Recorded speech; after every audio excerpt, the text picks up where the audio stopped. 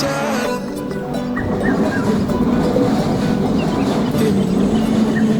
நெசவு நடத்தும் இடம் நீல மலைச்சாரல் வானம் குனிவதிலும் மண்ணை தொடுவதிலும் காதல் அறிந்திருந்தேன் காணம் உறைந்து வடும் மௌன பெருவெளியில் ஒரு ஞானம் வளர்த்திருந்தேன் இதயம் இருத்திருந்தேன்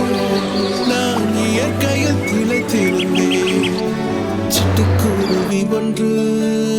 வேக பார்வை கொண்டு வட்டப்பாறையின் மேல் என்னை வா வா என்றது